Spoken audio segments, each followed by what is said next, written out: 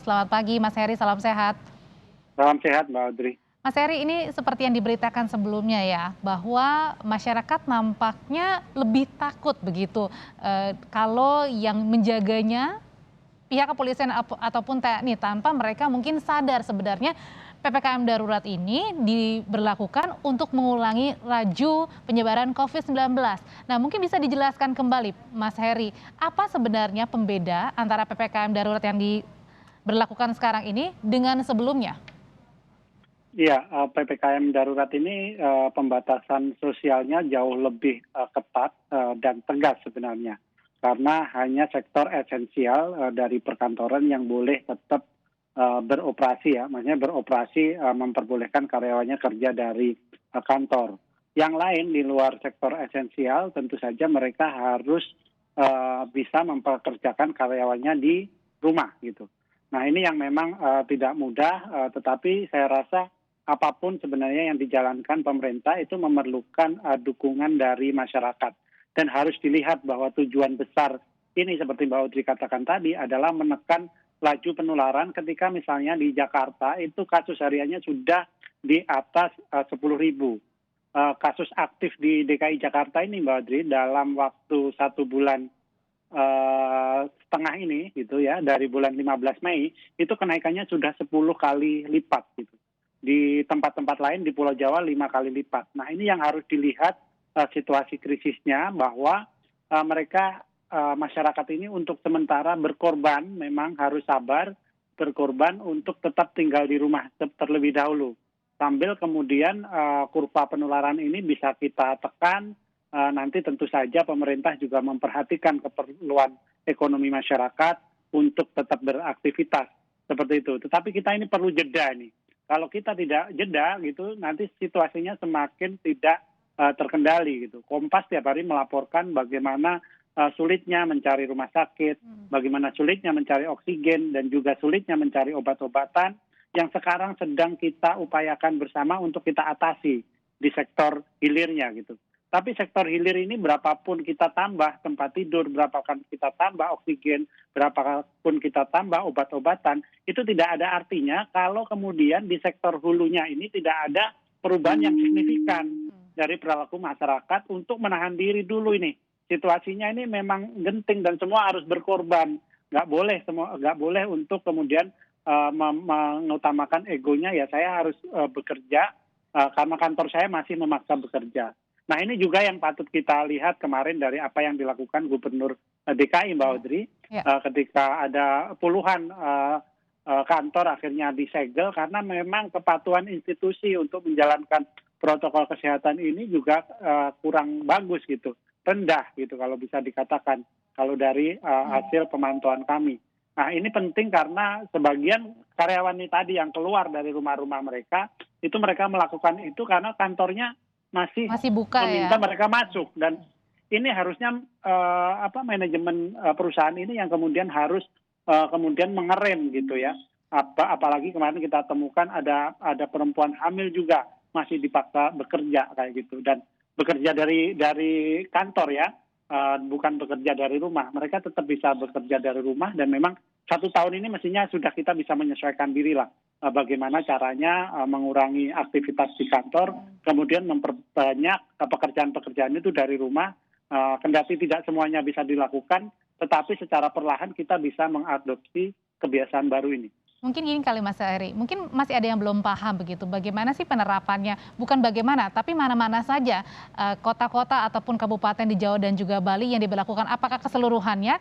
Karena orang nampaknya lebih banyak mencari jalur alternatif untuk bisa menuju ke suatu tempat, bukannya mereka mengerti bahwa semuanya Jawa dan Bali harus diperketat Ya, mobilitasnya. di Jawa Bali ini ada 73 kabupaten kota yang kemudian dijalankan PPKM darurat kayak gitu. Ada 44 kota lainnya itu di level 4 atau sangat merah ya, merah yang mereka memang harus benar-benar membatasi.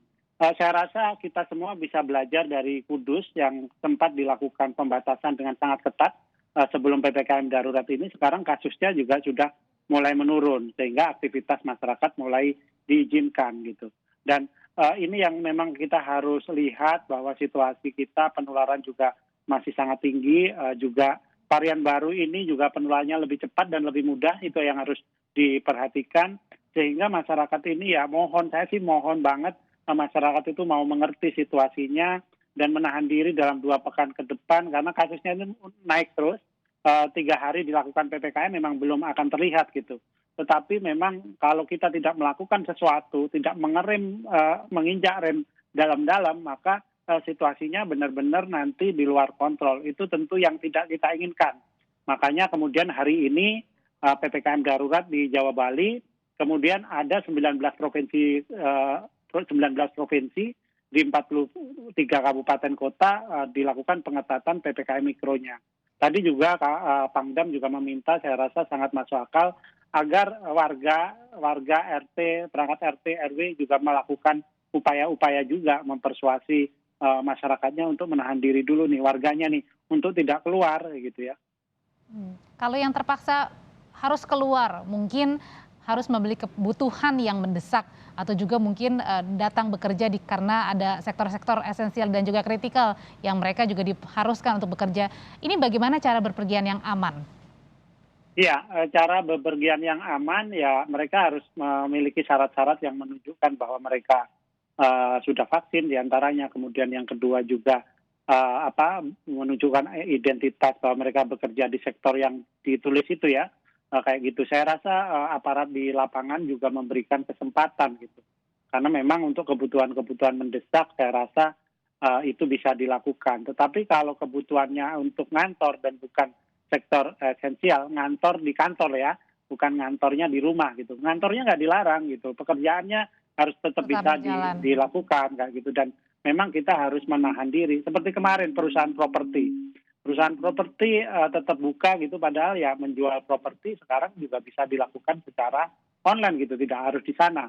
Mengerjakan administrasinya juga bisa gitu.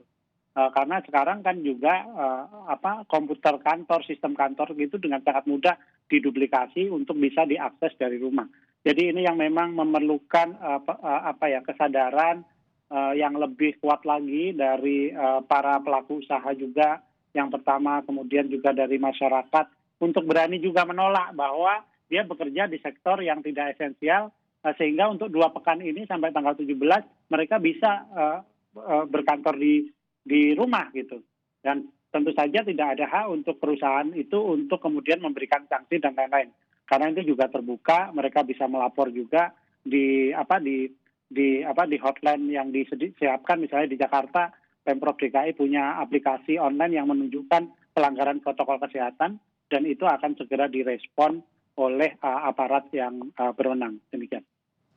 Iya, terakhir Mas Heri, ini PPKM darurat kan akan berlangsung sampai 20 Juli. Harapannya adalah terjadi pengurangan. Nah, kalau misalnya angkanya kemudian makin bertambah, tidak terjadi pengurangan, kalaupun ada pengurangan hanya sedikit, adakah kemungkinan bisa diperpanjang PPKM daruratnya? Iya, tentu saja ini memang tergantung dari respon masyarakat, Mbak Audrey.